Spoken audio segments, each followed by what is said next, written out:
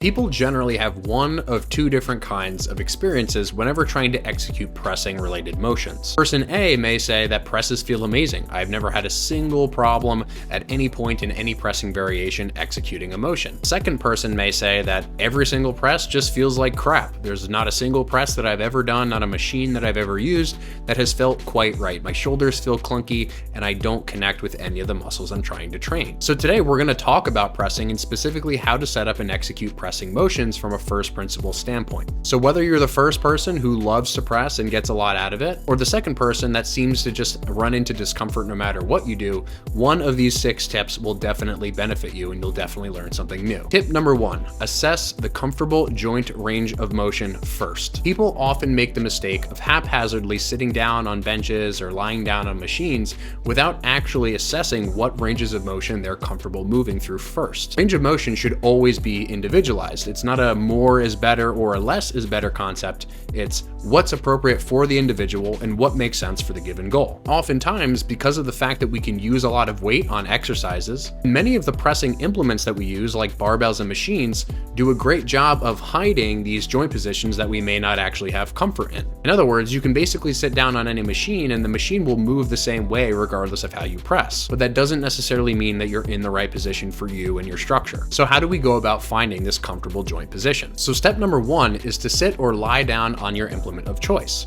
Step number 2 is to actively pull your arms into the position that you imagine pressing to. It's a pretty good sign that you shouldn't go into a joint position loaded that you can't comfortably get in unloaded. And then you can ask yourself one of 3 questions. Is this a position that I can actively and comfortably pull myself into? Is it a comfortable position for me? Does it make sense throughout the entire range? Do I have any measure of discomfort without any added load? And number 3, when I start to load, does this hold consistent? When you start to load, if it changes drastically, you can adjust your position from there. Tip number 2, coach the arm and not the weights. This is somewhat counterintuitive, but exercise is human motion with added resistance and not the other way around. Oftentimes we're so hyper-focused on the amount of weight we're lifting and how we're lifting it without remembering the fact that ultimately we're loading our bodies and we should respect that first. In other words, simply shoving against the resistance without any sort of mindfulness should not be prioritized over comfortable joint position. So in terms of coaching the upper arm or the humerus bone is the primary bone which allows us to actually load any press. Whenever we move through the range of motion of a press, this upper arm bone moves in what's called an arc, which is really just a semicircle. If you do not have a clear picture as to where the upper arm is moving and how you need to change your intent throughout the range of motion, your brain will resort to the most energy conserving solution, which oftentimes is a technique that is undesirable for pressing. Common examples of this are overly rounding and shrugging the shoulders forward, losing the posture that we begin the press with, or starting to crunch against the weight as if we're trying to do an ab exercise. So in order to prevent these things from happening, what we need to do is to understand which direction the arm is actually pivoting at any given point in time. As a general rule, when your arms are at your body or behind your body, you need to be thinking of shoving forward. But toward the end of any press, whether it's a dumbbell press or a cable press, you need to be thinking about shoving your arms inward. And this is because the humerus bone goes from pivoting forward at the bottom end of the range to now inward at the end of the range. If you don't have this changing intent and you're not careful about what you're cueing at your arm, technique often deviates without our really realizing it. Tip number 3, don't be afraid to load. Once you've understood the first 2 points and you've found the comfortable position and you know where the appropriate bones are moving, don't be afraid to start to load yourself with a substantial or sufficient amount of resistance. Because we're doing a press, we want enough load so that our brain has to call upon the pressing muscles to perform the motion. Oftentimes people start out with learning an exercise with weights that are way too light that don't require any real coordination or strong amounts of contraction to complete the motion. You obviously don't want to use an amount of resistance that's way too heavy off the bat, but remember that using too little resistance is just as bad in some ways because you're not actually going to be training the qualities and you're not actually going to be learning the patterns that you want to with future higher efforts. And this occurs in so many different exercises, specifically when people are trying to learn. For example, if you use a weight that's way too light to use on a pull down motion, what oftentimes happens is instead of actually pulling with your back, you end up sort of elbow extending with your triceps toward the bottom. People often attribute this to poor mind muscle connection rather than just simply not having used enough resistance. If you're using the appropriate amount of resistance, execution will become more stable and easier to learn, as opposed to less stable and more difficult to learn with weights that are too light or too heavy. If you're someone who's been really struggling to learn how to press press properly, I would highly recommend using machine-based implements. And this is because machines, to our earlier point, provide a higher degree of constraint. So while in one example, as we discussed earlier, machines may actually hide our ability to properly execute a motion, once we understand the first two tips and we really pay attention to our joint position and how it changes, using implements like machines provides a much easier and more stable environment within which we can properly execute motion. Execution on machines is much easier to standardize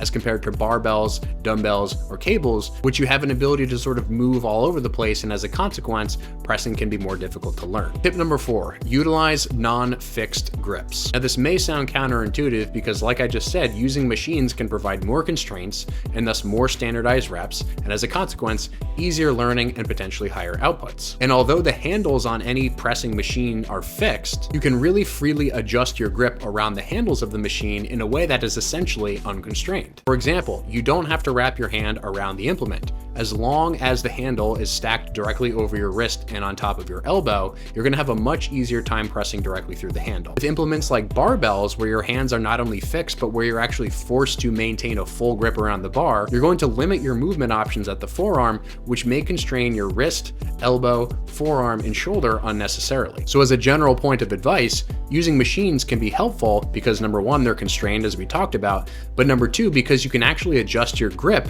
more than any other implement in comparison. Now, this doesn't necessarily mean that barbells are bad, but rather that if you're struggling to learn how to press, having more options in terms of the grip and arm path that you can assume can be beneficial. Tip number 5, proud chest is not a bad starting point. Although this whole cue of shoulders back and down is nonsensical from an anatomical standpoint, your shoulders only move backward and upward, that's how scapular motion works, its widespread use actually does leave clues as to how we might better execute a motion for training the pecs. And this is for good reason. The rib cage essentially functions as a pulley off of which the pecs can pull. The more rounded the front of the ribs are, the more leverage that your pecs actually have to be able to move the arm in front of the body. While this shouldn't be applied to all pressing exercises, if you're having a tough time feeling your pecs, it's a good idea to experiment around with a more extended or arched spine position. Keep in mind that this doesn't mean that you should restrict shoulder girdle or scapular motion. You should make sure that you're allowing your shoulder blades to move whatever amount they need to, as long as you have a focus on maintaining a rigid arched position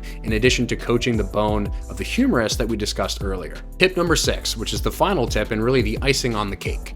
Cue and coached based on the direction of resistance. This one's pretty straightforward. If you're using dumbbells or a machine that simply pivots forward to backward, you should imagine your arm moving forward and backward with the machine. However, if you're using cables that are converging inward and outward, or a machine that's angled slightly so that the load is actually going inward to outward, kind of like a cable, you should imagine pressing inward to outward rather than directly forward and backward. And so once you've got the first 5 tips down and you really got a good idea of where you're going to be comfortable pressing and how you can appropriately execute a press comfortably, then you can start to think about, okay, what's a little bit more of a nuanced way that I can approach a press? And an easy way to do that is to imagine where the load is pulling you, and in concert with that, pushing exactly parallel and opposite to that direction. Although these are all to some degree generalized recommendations, you can apply each of them at a principle-based level to improve your pressing and or the pressing of your clients if you're a strength coach or personal trainer. If you like this video and you want to learn more from me, please consider enrolling in my online anatomy and biomechanics course. The course contains over 15 hours specifically dedicated to improving your understanding of anatomy and physics and how it applies to lifting weights. Over 3,000 students have enrolled in this course and have reported back that it's the most easy to digest material